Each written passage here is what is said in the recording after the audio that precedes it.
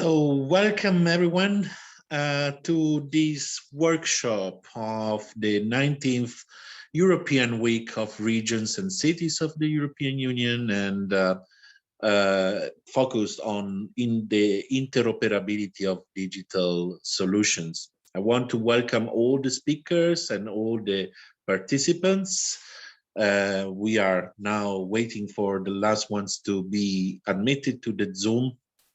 And I take the chance also to thank all the regions that have worked together during these last months to create this interesting opportunity of sharing knowledge, experiences, and good practices on such an important topic.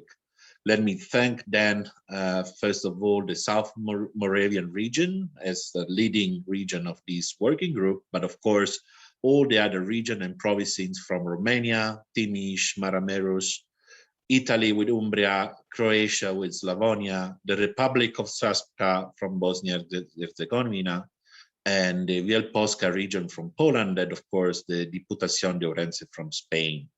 My name is Alteo Valentini. I'm the chair of the board of All Digital. All Digital is a European NGO based in Brussels, with more than 12 years of experience in the promotion of digital skills all around Europe.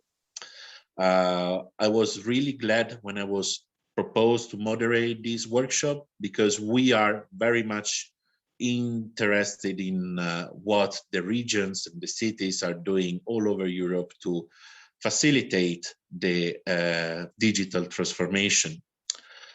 We represent 25,000 digital competence centers all around Europe and not only.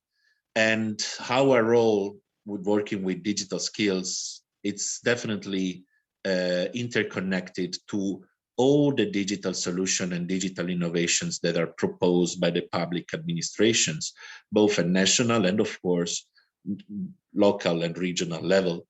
Today, we will listen about many interesting solutions, experience in different areas such as health, education, promotion of cultural heritage, and even more important, connectivity in rural areas and open sources. The workshop will be delivered also in an interactive way. So our intention is to try to get your feedback as much as possible. And to do so, we have actually created a series of questions that will be delivered through Slido. If you have questions you want to ask to the speakers, please feel free to use the chats. And all your questions will be then collected in order to be addressed to the relevant speakers at the end of the workshop. So it won't be possible to ask directly questions, but feel free as soon as you want to ask something to write it in the chat. We will make sure that your question will be delivered. Speaking about Slido, during the whole workshop, we would like to ask you to interact with us, providing your opinions, as I said. During the event, we will be using the same settings that you can now see on the screen. So you can already get acquainted with the software, which is really easy, friendly, and easy to use. So you can go to the slido.com and join the discussion by using the code that you see. If you prefer, you can also scan the QR code and you will be directly sent to the discussion. I see that participants are already in and they're already sharing their feeling, because actually the first question that we are using to warm up is in one word: what's your state of mind right now? So please join us, especially because you will then ask to repeat this exercise with other interesting questions that will allow us and the speakers to get immediate feedback on and reactions from you.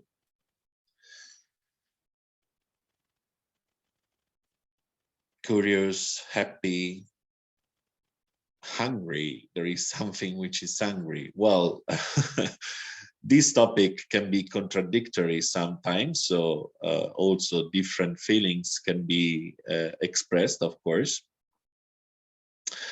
For sure, interoperability of digital solutions is one of the most important challenges that we are facing all over Europe, and not only as a local administration, but also as citizens.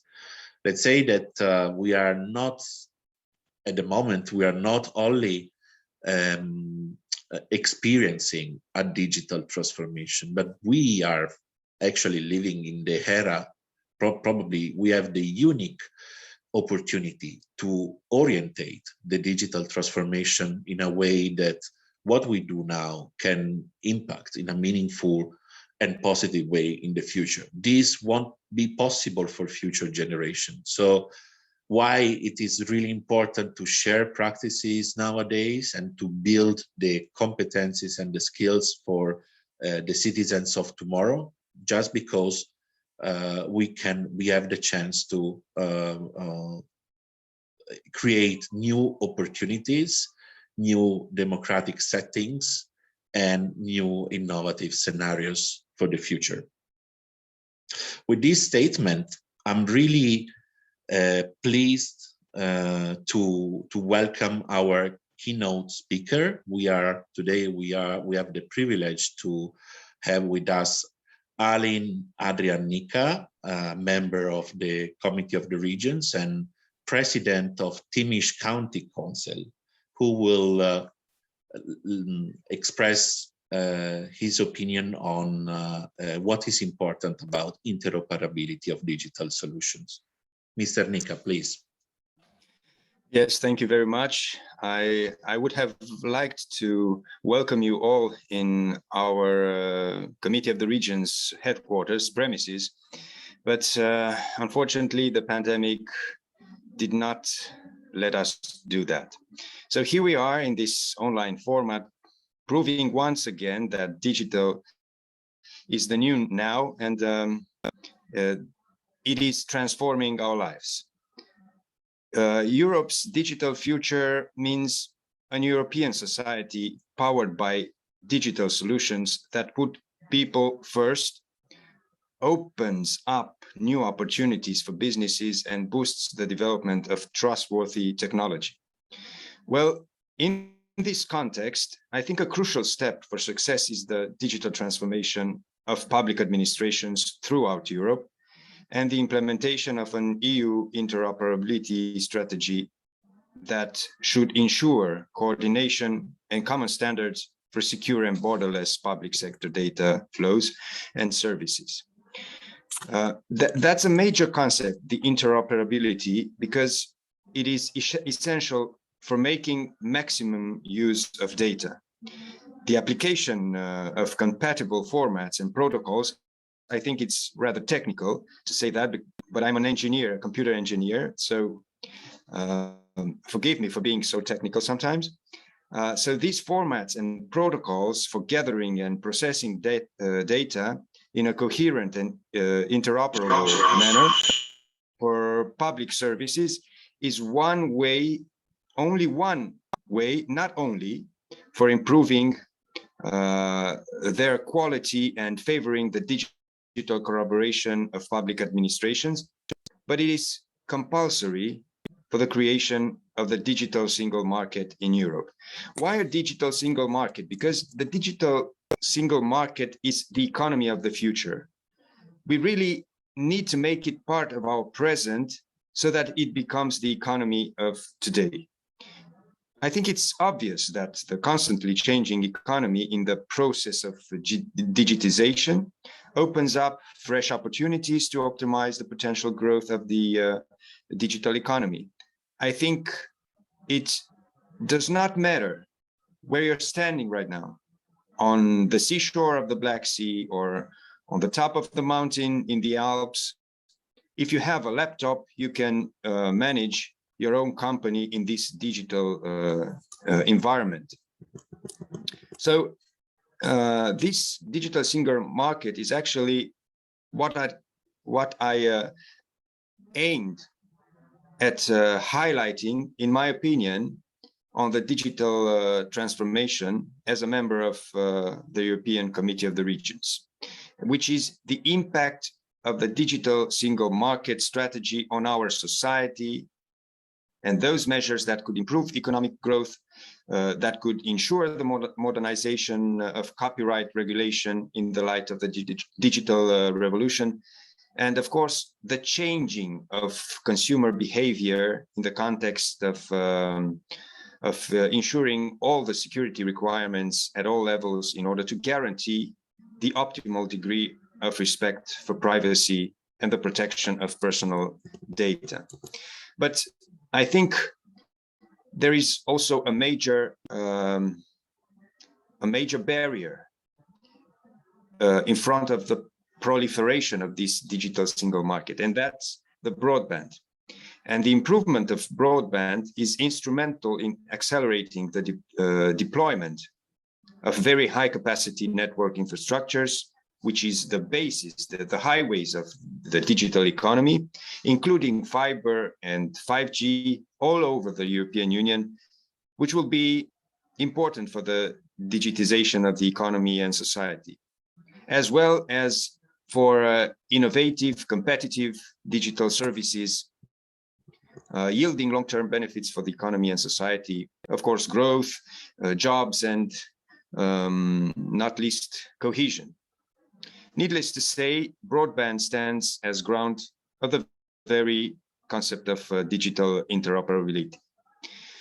I think it is important for us to support efforts to connect all areas to broadband services and to create tools to help bridge the digital divide, especially at the regional and local level, and to pay particular attention to the evolution of the EU funding initiatives and programs designed for the development of digital network infrastructures in the local communities. There are still many places in the European Union not covered by broadband services, and this is quite shameful for an union that wants to be leader at the world level. And that's because the economy fails to penetrate those areas, those scarcely populated areas, where it is not profitable to invest. And another major aspect would be the security of people and data. These are actually two essential prerequisites, and special attention must be given to increasing users' trust on accessing online services available in other member states, while at the same time ensuring a high level of data security, protection, and privacy. There is an example. If I want to be a Netflix subscriber, I would get different services if I am in Belgium or in Romania or in Spain. So I think we should make sure that a customer, whenever he might be located, he could have access, free access to every kind of online service from whichever corner of the European Union. So that means we have to open up a little more and to think more integrated and not isolated. Of course, there is another aspect that we also must take care of in order to proliferate the services, the online services.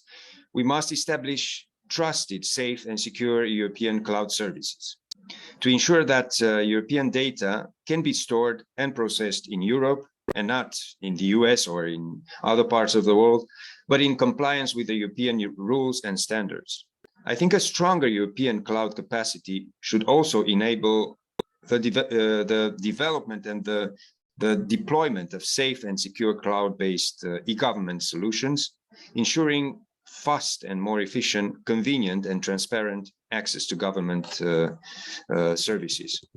Well, in this respect, we must not ignore the importance of prevention, detection, and response to incidents, to cyber incidents, and improving the exchange of information between the member states and the Commission, and at the same time preventing, detecting, and responding to cyber incidents, and implementing security measures to improve protection of critical infrastructure.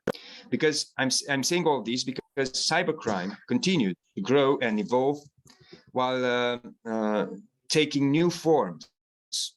Therefore, we need a high level of cybersecurity to mitigate and prevent cyber criminals from committing attacks against computer systems, and the intervention of the European Cybersecurity Agency, which was newly established, is needed to regulate and monitor the field, and of course to deal with prevention and detection of cyber incidents, as well as the response to them.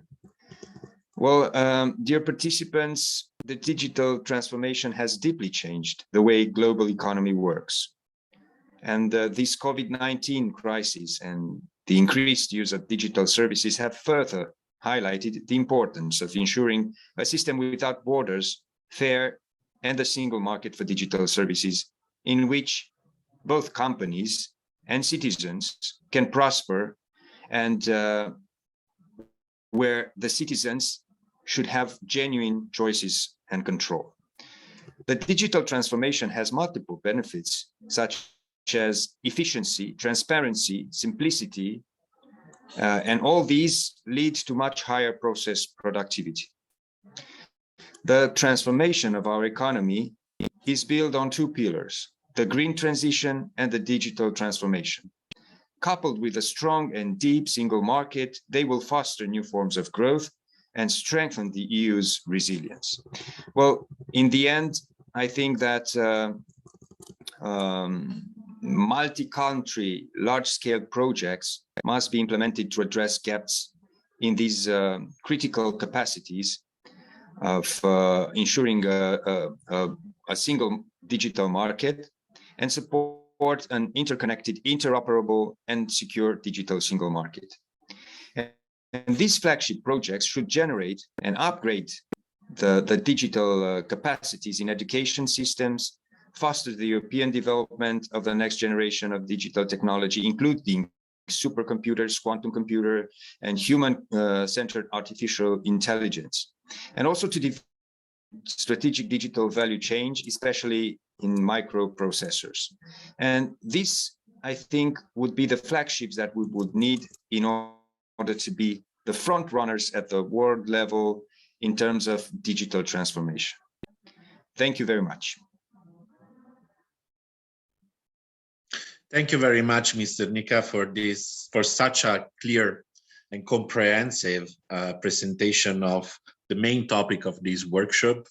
We are definitely facing challenging times where the effort of all those involved will be very, very important. I don't know if we have the chance to show the answers to the questions, that the Slido question that was presented during your speech, which was, what should regions do to foster the uptake of digital solutions? If not, I invite all the speakers to, all the audience to answer the question before we move to the next presentation. We, in fact, now are going to pass to the detailed experiences of all the regions invited to the workshop. And it's very important for us to get you back to Slido, because we really want you to give your contribution, and maybe we can also take the chance now to invite those who have joined us now to get to the group and contribute to the discussion. So once again, please check the slido.com and the codes that you see on the screen, but also you can use the QR code, scan it, and join us in the open discussion. Training is definitely a fundamental aspect of this process at all levels in order to actually ensure all the important processes that have been highlighted by Mr. Nika. We have listened about the importance of security, the importance of accessibility. And when we speak about accessibility, we definitely include a multidimensional process that includes cultural accessibility, technological accessibility, physical accessibility. So thanks for contributing with your opinions and your inputs. And let's now start with the contribution from the different regions. Here I'm glad to invite Lucy Smolka from the South Moravian region. She is the CEO of the NGO Sotrevna Meshta and Open Content. Really sorry for my bad pronunciation. We will listen about experiences on digitalization and public administration. And here, the Slido question that will be open to the public is there a civic agenda in your city that you used to have to go to the municipal office in person, and now it's digital? So please welcome to Lucy and answer to the Slido question. Thank you. Thank you very much for the introduction. So I hope you can see my presentation. We can see it. Yeah. It's full screen now. Okay. Yes. Okay, perfect. Thank you very much. So good morning, everyone. Thank you for having me. I'm very honored to be here. So I would like to talk a bit about digitalization of public administration in Czech Republic, about what we are trying to do, who is helping us, and whether our efforts are paying off. So digitalization of public administration has been a major issue for the last few years. Basically, public administration was not financed well, the IT infrastructure was ages old, and even more importantly, people who work for the public office were not very skilled in IT department, and their bosses, people who are calling the shots, did not consider the digitalization important topic for worth financing and worth education of people working for public administration. So a few years back, we were in a situation where basically no communication with the public office could have been done without going to the office building and filling a bunch of papers. The pandemic situation has accelerated the need for digitalization on all levels of public administration, and municipalities are no exceptions. For a lot of areas, there was no support from the relevant ministry office. So what actually happened was that active cities, which were familiar with foreign examples and maybe also a little bit skilled within the IT area, they created these non-profit organizations called Otevřená města, or in English, Open Cities. So the aim of this non-profit is to promote and to help with modern and transparent functioning of public administration. And this consists in particular about publication of information, about promotion of transparent decision making and database making of the decisions, and also public involvement and use of, well, in general, modern and open solutions in public administration. So this group of active cities created this nonprofit, which is able to provide platform for knowledge sharing, help with finding suitable solutions, and also, if it's really necessary, it can help with creating brand new software if there is no other alternative. So in the area of software, we are promoting open source software, which we believe is the most appropriate tool for the public sphere, because the municipalities should share functioning and tested solutions and not spend more money than necessary. Some of our software was initially created for just one city and then handed over to our nonprofit to run it and develop it further for other cities. So I would like to show you a little bit of examples what arose from the joint efforts and from activities of Czech cities. So the first one is software called Cityvisor. It is a software that provides a clear visualizations of the budget of city. It is a great tool for transparent budgeting and for sharing information with citizens. The data for the software are obtained directly from accounting systems and displayed clearly and also in context, which is really necessary.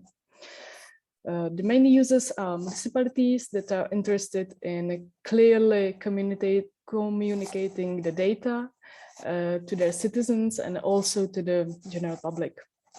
The aim of this activity is to provide a useful tool for municipalities itself and also for its employees, because they can find a lot of useful information in there.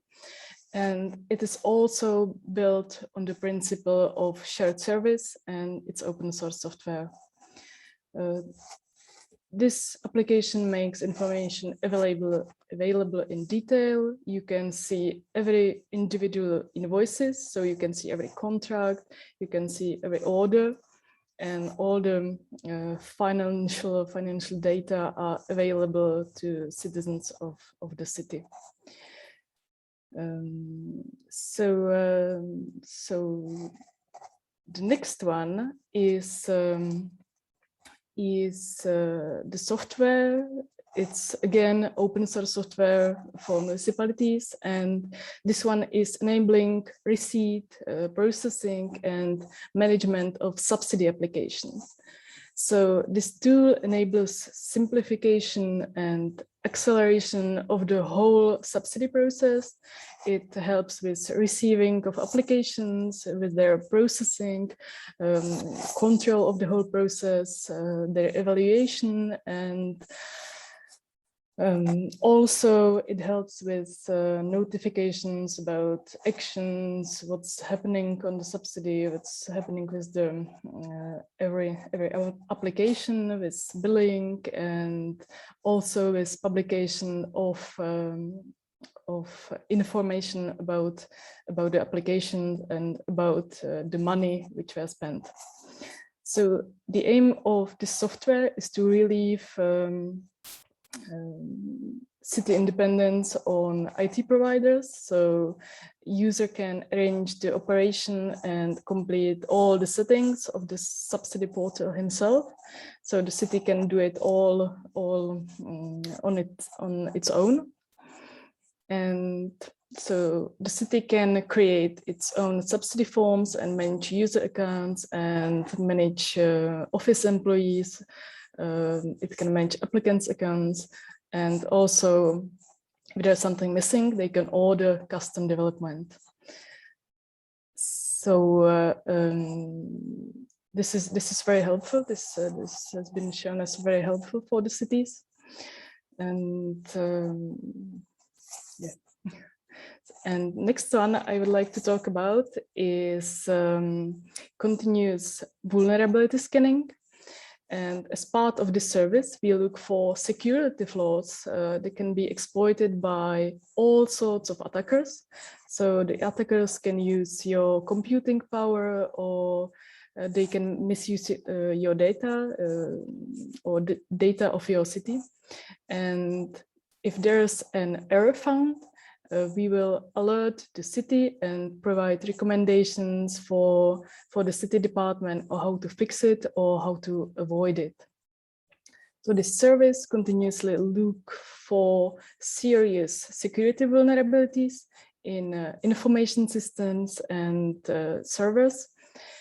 And the aim of the service is to improve cybersecurity, especially for those municipalities for which specialized security tests or penetration tests would be excessively expensive. So this scanning, it allows to quickly find most serious vulnerabilities, just as the real attackers do. And our experience is that a surprisingly high percentage of real intrusions have been using already known or uncorrected errors for months or even years. So this would be a short excursion to activities of Czech cities, and I thank you very much for your attention. It would be all from me. Thank you. Thank you very much, and my compliments for really making efforts in pushing the open source philosophy towards public authorities in Czech Republic. This is very, very relevant, and it's very sustainable approach, especially thinking at wider implementation scope. So well done, and very nice to see how public and private relationship partnership can really support and the digital transformation for the benefit of everyone. Let's go and check the feedback we got about the civic agenda. This type of question was a little bit different. We ask you to elaborate a little bit on the topic. So we see checking and paying taxes. Now it's possible to manage public transportation ticket from home, parking spaces, waste management. Don't know if we have some other contribution. Well, here you see some good examples of what has been transferred to the digital domain, and now the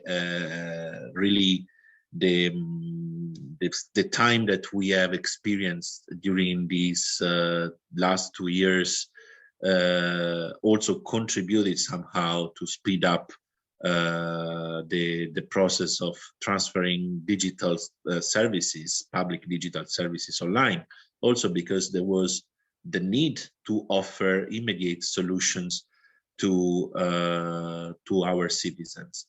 This is the topic of the next contribution that we will now show you through a video.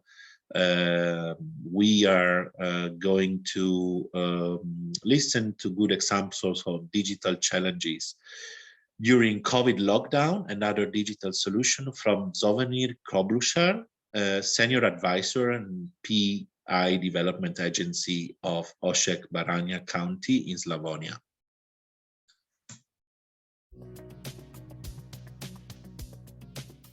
Fresh and local online delivered to your door. Project Camargue helps small food producers to shorten the supply chain, bypass the supermarkets, and using the online platform eSecker, get directly to their consumers' homes. Making local food more accessible, the project helped both producers and consumers, which proved as an extra valuable service during the pandemic. Local producers found working sales channel, and buyers were provided with fresh and locally grown food. Industry 4.0 in food sector. Vukovar, Srijem County is starting Digital Innovation Center with the aim of supporting local business, especially the food production and processing sector. It will provide entrepreneurs with access to prototyping technology, advanced research equipment, and high-tech labs, and education in the field of digitalization and technology transfer. Connecting buyers and producers online. Local Know2Go is a platform which provides producers and processors with the marketing and logistics services to help them deliver products to the customer on the doorstep and to allow customers bulk orders of different products from multiple manufacturers. Creating the workforce of the future. Agri-Food High School is becoming the regional center of competitiveness. It will actively work on increasing the attractiveness of the vocational education through modernization of educational programs, modernization of educational materials and equipment, capacity building of educational staff, and implementation of the latest trends and technologies in vocational education process. Facebook group replaced local market. During the lockdown, the main city farmers market closed down, leaving a large number of local producers without option of selling their food, and hundreds of buyers without fresh and local products. Sanja Sidar found a solution. She started a Facebook group, which gathered more than 4,000 people in just under 10 days. Buyers started ordering, and farmers were forced to learn online marketing skills to gain better exposure. The group widened the customer pool, and people who are not used to buying from the local markets started ordering directly from small producers. Together for Recovery in Slavonia, Barania, and Srijem.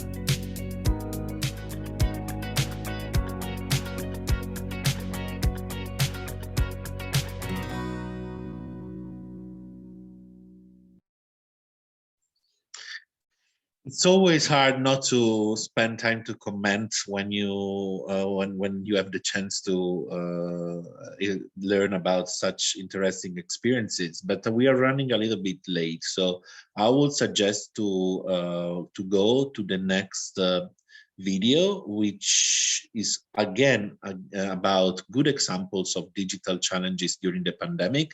But this video will be more focused on an online learning platform, which is being developed by the Autonomous Republic of Srpska in Bosnia and Herzegovina. Dear ministers, participants of the conference, I would like to express my satisfaction that I have been given the opportunity to present the experience of the Republic of Srpska when it comes to organizing distance learning in the conditions of the coronavirus pandemic.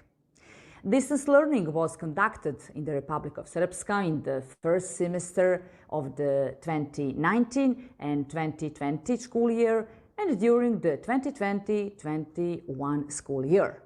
In cooperation with the public television service, instructional classes were recorded to support students who are ill or in isolation, as well as students with chronic diseases or children with disabilities who have a doctor recommendation to attend classes from home.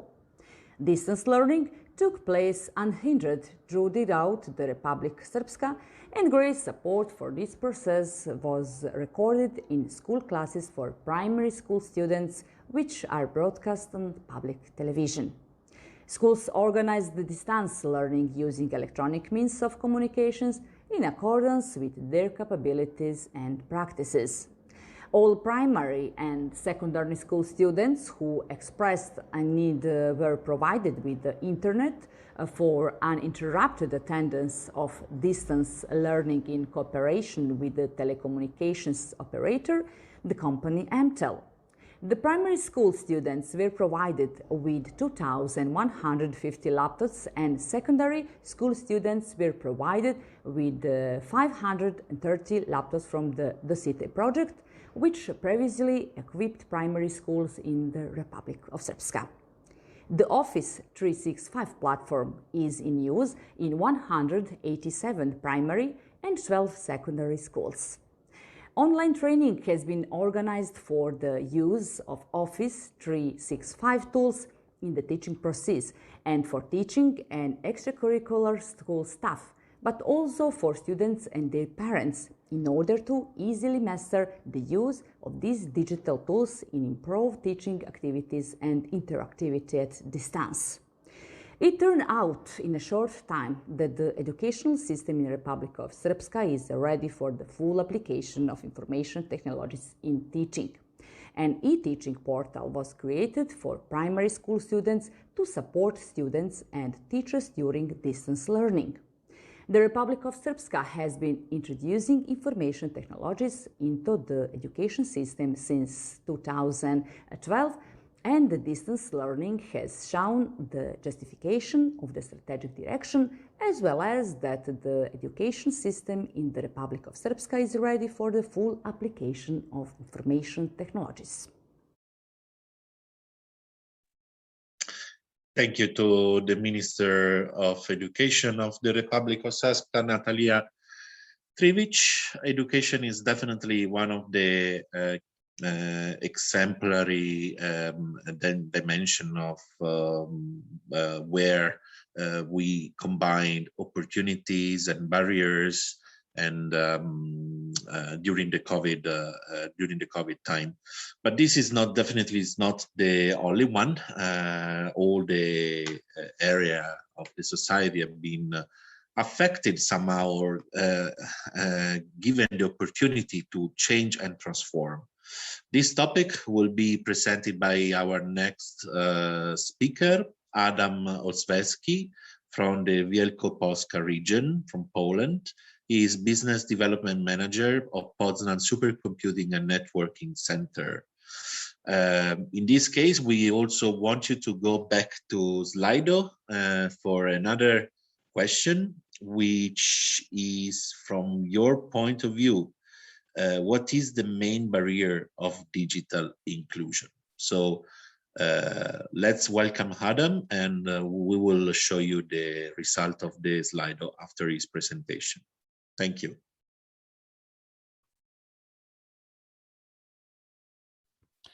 Good afternoon. Can you hear me? Yes, loud and clear. That's great. Thank you, Altheo. Thank you to the organizers. Thank you to the Wielkopolska region for having me here. Thank you, Vendula, Ms. Małgorzata Syla, for the invitation. Today, I'd like to share with you some observations from the 1.5 years of the COVID pandemic that we had in the industrial sector and digitizing the industrial sector. I'd like also to share single case study of a project that surprisingly resulted better than expected due to COVID. And I'd like to share an invitation to a collaborative event that we are planning to do in December. I have very little time, so apologies for being quite generic in the presentation. I work for Poznań Supercomputing and Networking Center. We have no didactics. We do applied IT solutions. We focus on a number of areas, but my mission of Poznań Supercomputing and Networking Center Living Labs, which are called Future Labs, is to address social challenges selected by Sustainable Development Goals. Today, talking about interoperability, we discussed quite a lot. We heard from Mr. Nico information about digital single market. Our perspective as IT developers, engineers, etc., is that of looking at the data as the basic foundation for achieving further steps. So as you can see, the trip from data to actual impact is quite long and complex unless we have interoperability on the very bottom layer. It will be quite difficult to achieve interoperability on higher levels. So at each and every of these levels, interoperability means something different. I guess today we are discussing mainly the digital single market layer, which is great. However, it also to get to that step, we have all those layers underneath in front of us to handle. Now, some observations from what had been true before COVID and what changed. This is a kind of a list of the reasons why industry and NGOs and public administration didn't really treat interoperability and digital transformation seriously before COVID. And all of these reasons actually changed during COVID. In industry,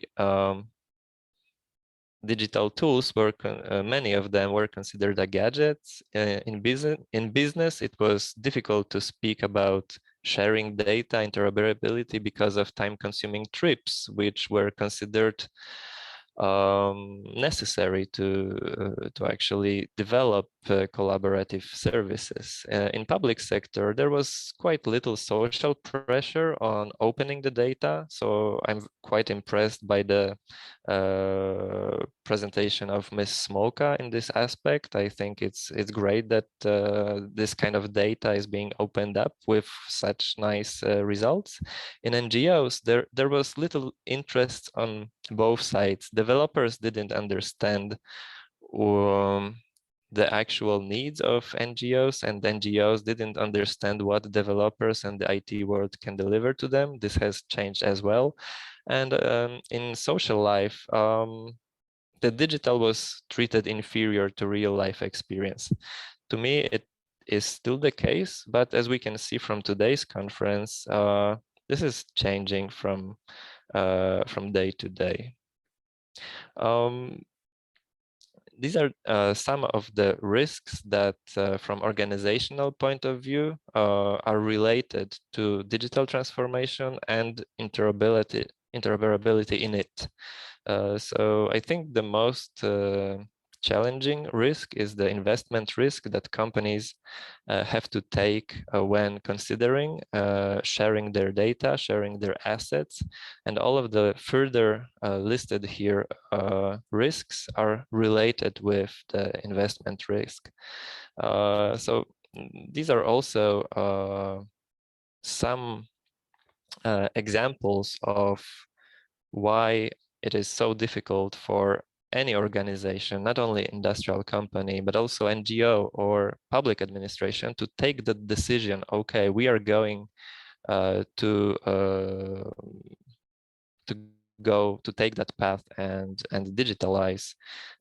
These are quite often also some building blocks that people don't consider when starting the road, whereas they should be. What happened during after COVID, from our regional observations is that in comparison to 2018, when we had 200 participants in info days about digitization vouchers, this year we had more than 600 participants. From Digital Innovation Hub perspective, we had very low demand. And this year, we notice unprecedented demand. The demand is so big that we have to invite and employ consultants from other regions. And now I'd like to present an example of a project we started before COVID and ended during COVID. I think it's a nice example how the demand changed because of COVID. Before COVID, we started this project with an idea to generate interior visualization platform, and that was the major and only goal of the platform. Whereas during COVID, the scope and number of expectations changed. This is a list of expectations that appeared because of COVID. So from a simple, or maybe not simple, but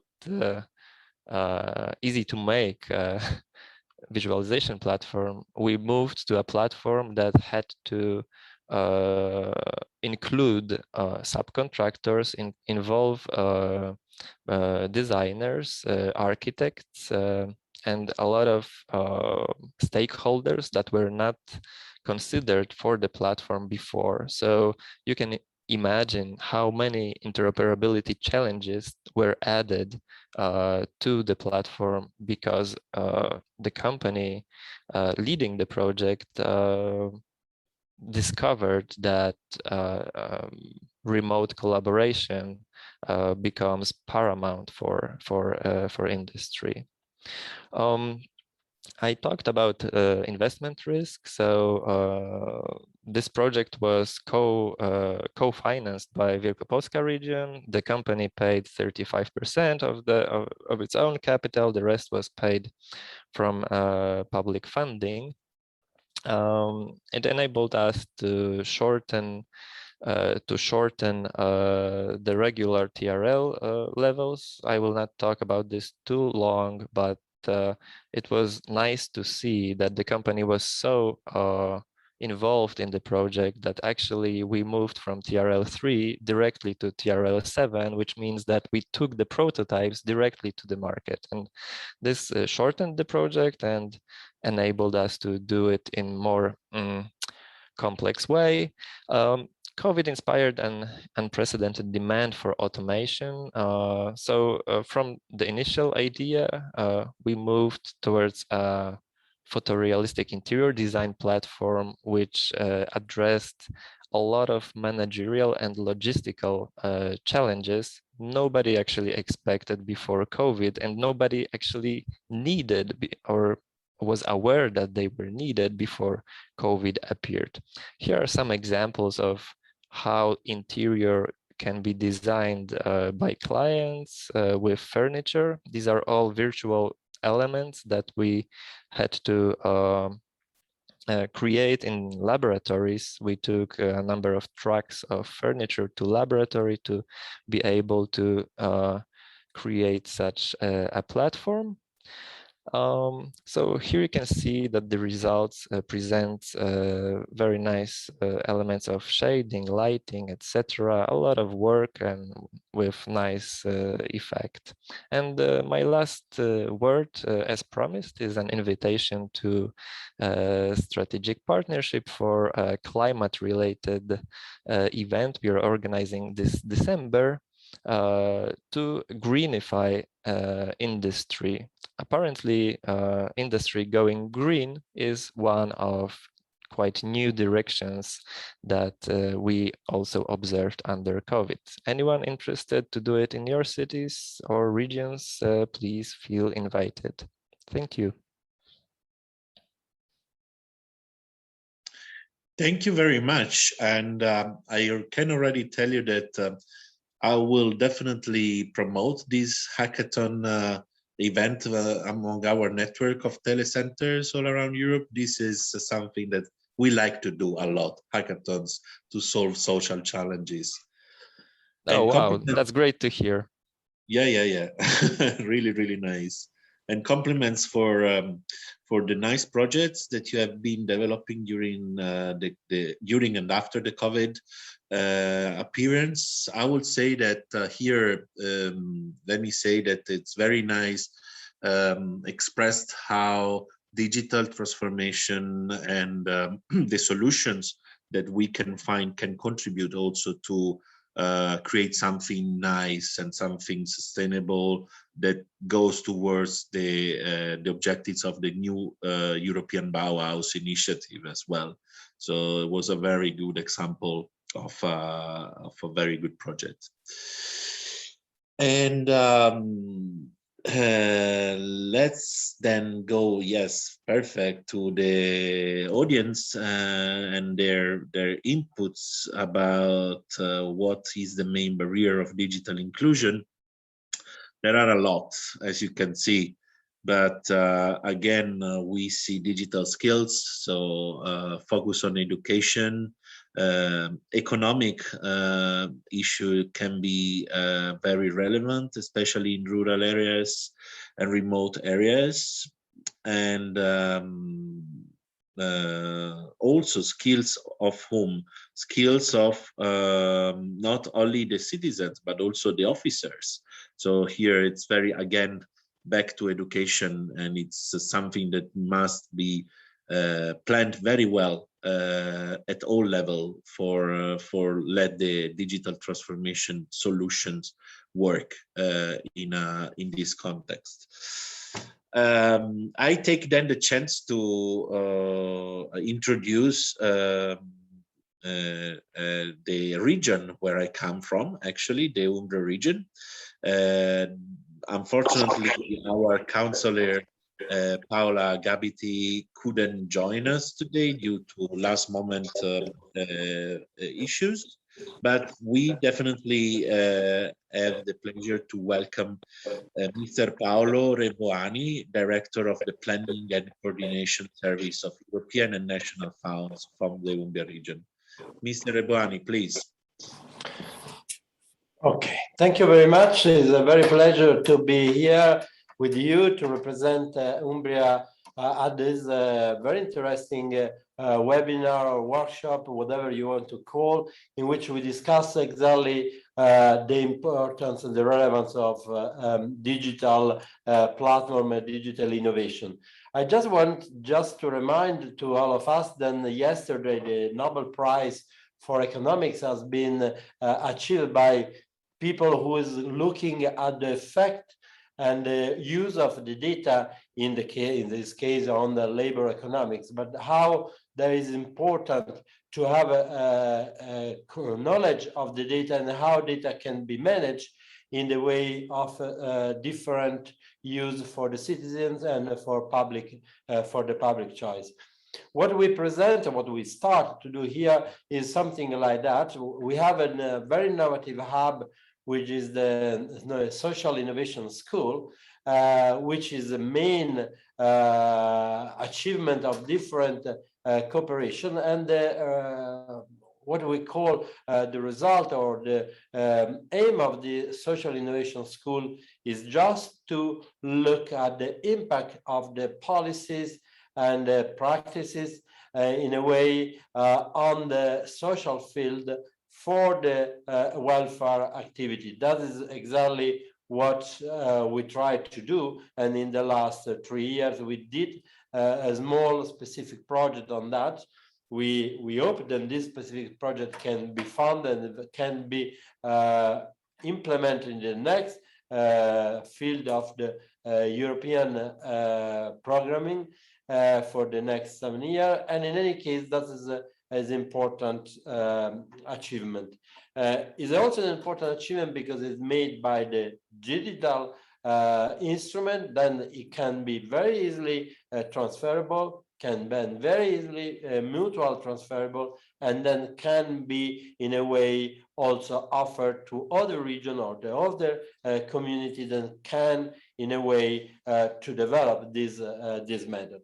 The most important is that we base the Social Innovation School on one of the digital tool, which is the Open Impact, which is a startup which has basically the aim to forecast and to map all the activity, all the projects. There are a database of 4,000 impact channel variables, and it's very, very huge database.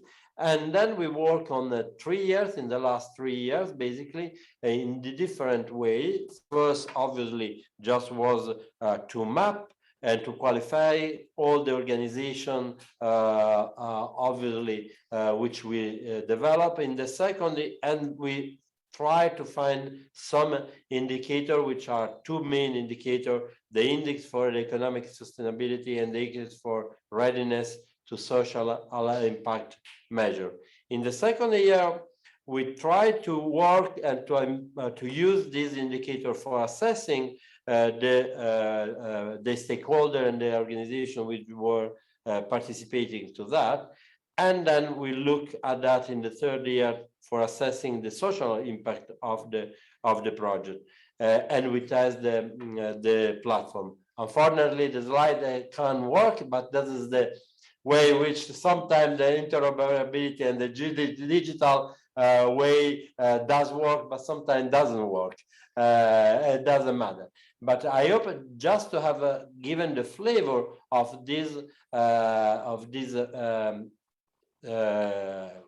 mechanism or this school, which is based on the cooperation between university, social sector, and the region. And what we are doing, we are obviously ready here to share this experience with other regions. This is an important week in which we are very happy to participate and to show first. And the second, obviously, we are open to see if we can really implement that in the next programming of the European Fund. Then very much thanks to all of us to having given the possibility to present, unfortunately without the image, but I think then that can be a really important step in measuring, assessing the social innovation and the social policy. Thank you very much. Thanks a lot, Mr. Rebani. Unfortunately, yes, there was a misunderstanding with the slides, but the full presentation will be shared with all the participants after the conference, after the workshop.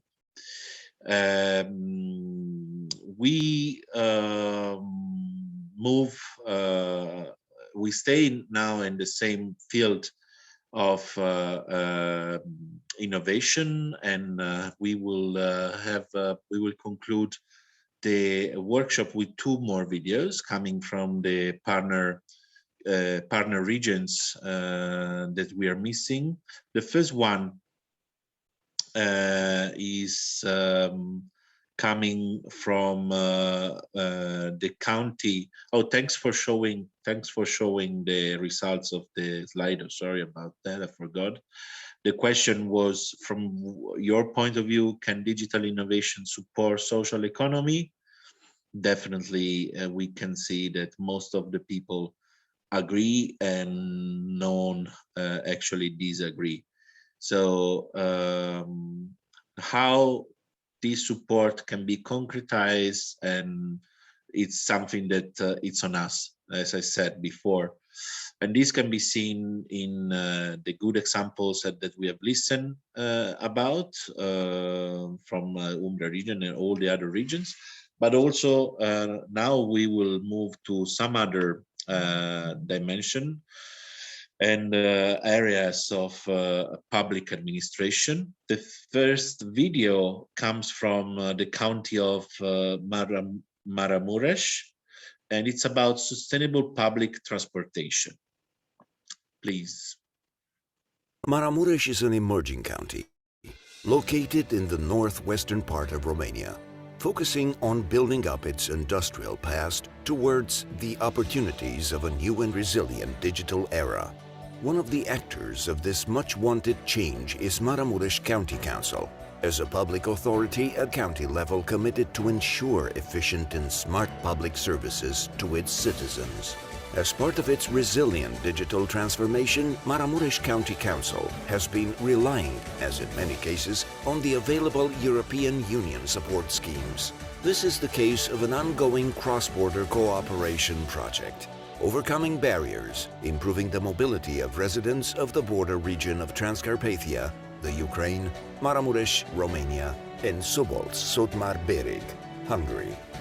With a budget of more than 1.3 million euros, Maramures County, alongside with cross-border regions from Hungary and the Ukraine, engaged to improve border accessibility by developing sustainable and climate-proof transportation systems.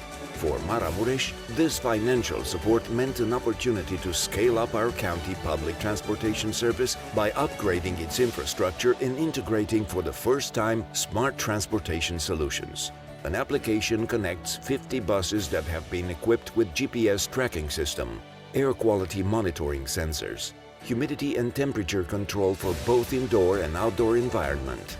Safety features have been also incorporated in this newly set up application, like the alcohol detection sensor and the Safe Drive module for seat belt usage. Citizens are entitled to smart and efficient services, so a dedicated mobile app has been set up as a smart transportation solution with real-time information regarding the route and a ticketing software, currently under implementation. The transformation of the county transportation system continues with its infrastructure, as innovatively designed bus stations will be set up with ETA, estimated time of arrival, info panels. Citizens will have real-time info on bus status, bus delays and changes of bus routes, changes of stops and any service changes.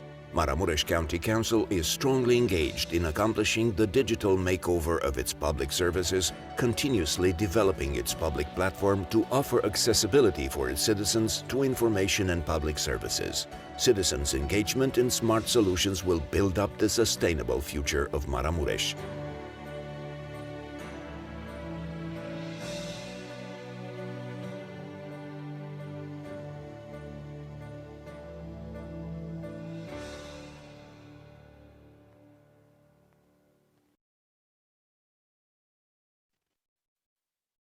So transportation, education, administration of local authorities. We are reaching the end of our workshop, and we went through a journey throughout all the many possible field of application of digital transformation. The last video that we are now presenting comes from the Ourense province, and it will be presented by José Manuel Baltar Blanco, Presidente of the Diputación de Ourense, and it will definitely sum up somehow all the aspects that we have focused on before. In fact, the province of Ourense is presenting its holistic approach to digital transformation. Let's watch the video. Ourense destination, providing touristic services, turning the province into a magic destination thanks to the use of new technologies, 360 degrees experiences, high quality and tailored services through the use of big data.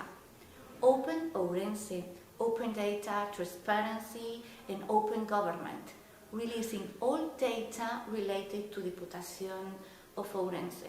Rural Ourense, boosting sustainable and innovation initiatives in rural areas around the ecoaldeas. This means eco-villages. The Ourense, modernizing management and processes in public administration, e-administration, compliance, audition system, and using networking and strategic alliances to position our territory internationally. Experts, citizens, local representatives and other agents have taken part in Digital Ourense, a plan led by our president, Manuel Baltar. Hello, my name is Manuel Baltar. I'm the president of the provincial government of Ourense. We'll be 2 hours and 8 minutes from Madrid by high-speed velocity train in about 3-4 weeks. My province has 219 kilometers bordering with Portugal, another member of the European Union, and I am very proud to be the president of the thermal province of Europe. My government gives support for providing public services to 91 municipalities, and my government focuses its agenda in things very important like transparency, a program called smart province, and our thermalism ever in our speeches. So, open government, transparency, smart province, digital plans are all into our action, stronger day by day, and I'm sure that with the networking like the one I have today, being the president of the Partenalia, that is the European Association for Local Intermediate Governments, being the president too of the European Historic Thermal Towns Associations, where 51 thermal sites of Europe from 18 nations are working together to achieve important aims and objectives. I think that this is the time in this 19th European Week of Regions and Cities to continue talking about networking, to continue talking about building a best Europe for everybody.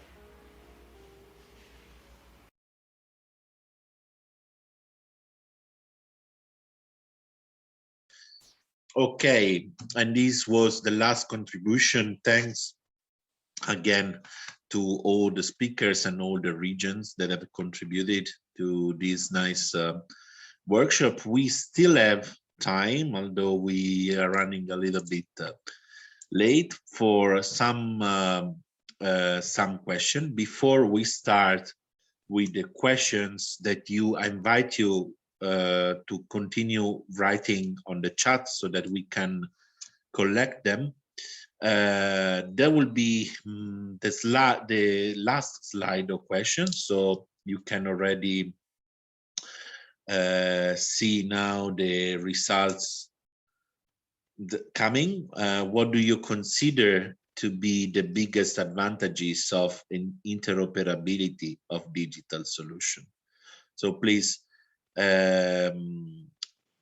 for the audience and the participants, answer the slide of question, and maybe let's start with an open question to all our speakers, being in line with what we are asking to our participants. After all these interesting interventions, what are at the end the benefits of European interoperability framework? So is there, on your opinion, any benefit coming from a framework at European level about interoperability of digital solution? Anyone who wants to answer is invited to open the mic. Well, if I may, I could try to find some answer to that. I think that all the European countries are currently digitizing their public administrations, and by following the recommendations provided by the EIF, EU countries will follow a common approach in the end when they make their public services available online. And I think the end will be to integrate them end to end, to manage the information sources or deal with security and data protection rules. This will ensure that services are accessible not only within their national borders, but also across countries and policy areas. In other words, they will apply interoperability into practice. This way, public administrations can save time, reduce costs. These are the benefits mainly, to increase transparency and improve the quality of services that they offer to citizens and businesses. Thank you very much, Mr. Nika. Anyone who wants to react to this opinion? Yeah, sure. I believe that the previous intervention already made quite clear the advantage. I would say that also one big advantage has been, particularly in this period of pandemic, also the fact that the people could better operate also without moving in a way. That is first, for me, is a very important step forward a different way in which Europe can grow, because we are more used to grow throughout travel and throughout personal contact. Obviously, this is the best way, but also the operability of digital technology can also avoid that, but can increase the way in which we are communicating with each other. Then, first, certainly, services can improve. We have time saving. There are better public services, etc., etc. This is for our community. But also the interpersonal relation can be easier in a way and have a new horizon. Also, if I'm not totally in favor of that, but that can be much easier also for people which are more detected, or people which are in the rural area, people who are far from transport, etc., etc. Then I think digital is very important. We have to be able to manage, and obviously, as we have said, on digital, the digital divide is something which now policies start to tackle with a lot of money, a lot of resources, and I think we should have clear in mind what is the main objective of all these resources. Thank you very much. You raised actually a very relevant topic, which in a way I will summarize with awareness about the transformation process, about the protection of data, about many different topics that should be somehow taken into consideration. And here we have a question for Adam Oslensky. The question is, from your point of view, what can make people confident in the data and cause their willingness to share them?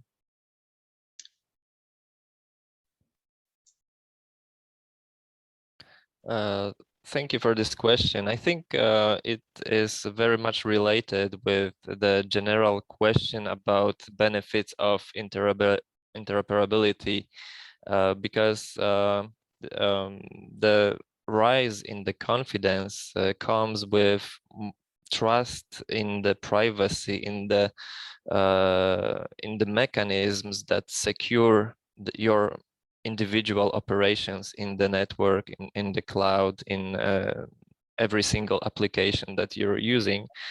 And this is exactly, from my perspective, one biggest benefit from digital single market for individual users of the data space, that we are now experiencing an increase of well-working mechanisms that secure our privacy, GDPR, etc. To make it even more confident, I think the ability to create standards across regions could also result in more secure and at the same time cheaper handling of the challenges related to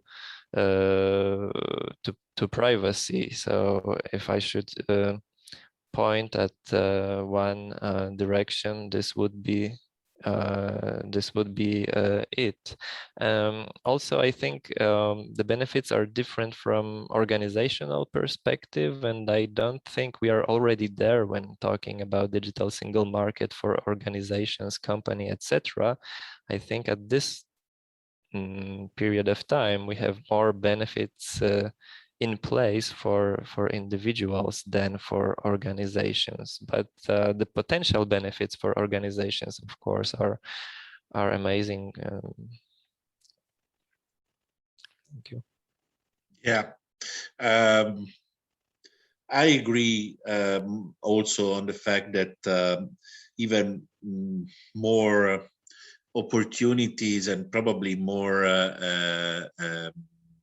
initiatives for cooperating among regions and among different areas of Europe will somehow speed up and facilitate the process and increase awareness and confidence, etc. The more we open to different contexts, the better we can understand what are the differences and how we can integrate different needs. So here, the question is probably to Lucy Smolka, especially because I'm really convinced that open source solution may represent one strategic key in order to really increase cooperation at all levels. So what are the plans for open cities for the future in terms of projects? Are you already planning some new projects? Thank you for the question. Yeah, we are planning a lot because there's always so much to do, but the biggest project we are planning is digital office. So what we plan to do is to create software for all the agenda which the offices are dealing with, so they can just go to one place and it's all there. So this is our biggest vision, and so we are slowly building blocks to create this one software, one digital office. And yes, that's our biggest one. But we have some small projects as well. So for example, now we are building this website for smaller cities that they can just fill with information they want to put there, and it's easy for them. They don't have to cooperate with software engineers. They don't have to create specific website design or etc. And they just use this platform, website platform, and they publish the data for their city website. So that's our future. Yeah, but I think there's so much to do because the cities are sometimes not well aware what is available, or sometimes they are not sharing the information, and we are trying to help with it. We are trying to like bring them together and share the information, because sometimes one city is doing something really amazing, but other cities are struggling and they don't know about it. So we are trying to connect them and allow them to share it. So that's our mission. Yeah, and I think that's also somehow important to highlight the role for some region probably, and some public authority probably still not very clear how important they are for the the development of the single market in Europe.